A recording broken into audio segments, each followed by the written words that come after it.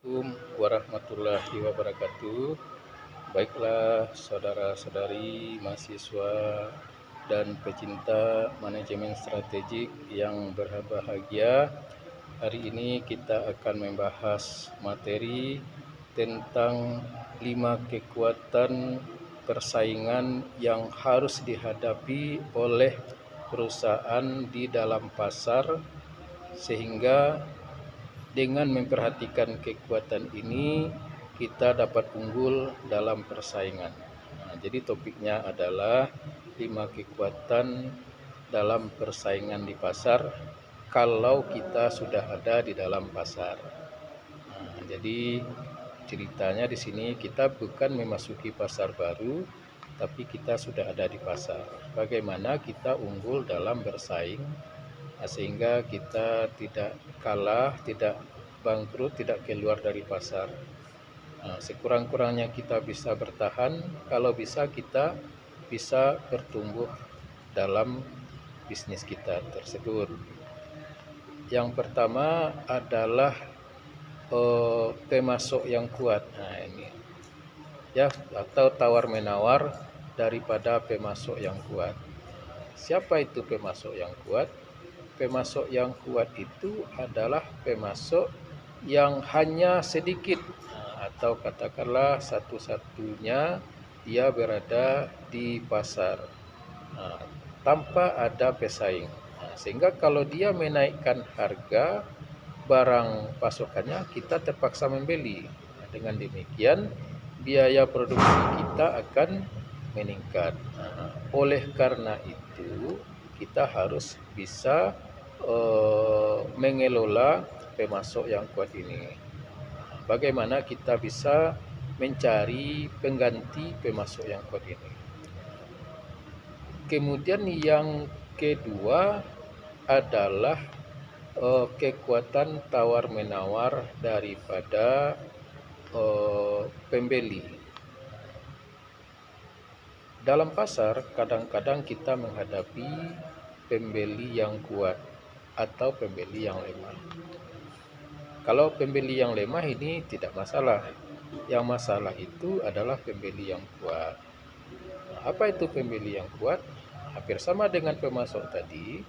Pembeli yang kuat itu adalah pembeli yang jumlahnya sedikit, atau katakanlah dia satu-satunya pembeli di dalam pasar tersebut. Maka kita terpaksa menerima harga yang ditetapkan oleh pembeli yang kuat tadi. Akibatnya tentu laba kita bisa menurun, atau mungkin bisa saja laba kita hanya laba normal saja, atau penjualan kita terganggu. Yang ketiga, kekuatan yang harus kita hadapi adalah ancaman dari pendatang baru. Jadi pelaku bisnis baru bisa menjadi ancaman. Karena apa?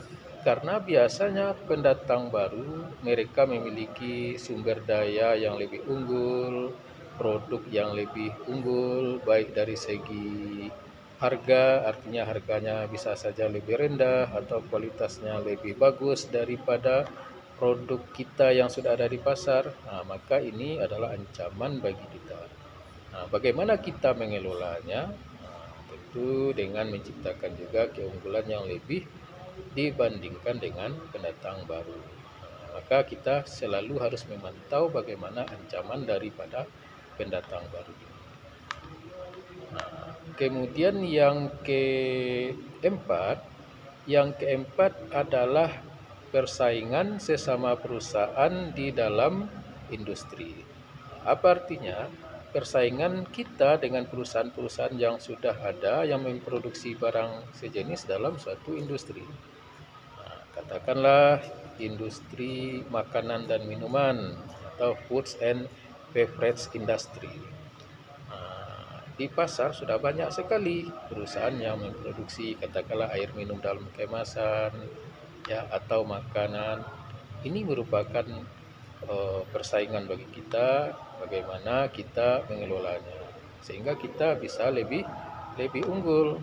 mungkin dari segi kualitas, dari segi harga, dari segi strategi pemasaran, dari segi positioning dan lain-lain sebagainya. Jadi perusahaan-perusahaan yang ada di dalam industri juga harus kita kelola. Kemudian jadi sudah berapa itu ya, sudah tawar menawar pemasok yang kuat, kemudian tawar menawar pembeli yang kuat, kemudian pendatang baru, kemudian adanya persaingan dari perusahaan di dalam industri. Jadi semuanya ini perlu kita kelola agar kita menang di dalam persaingan. Untuk yang satu lagi kita bahas pada sesi berikutnya. Assalamualaikum warahmatullahi wabarakatuh.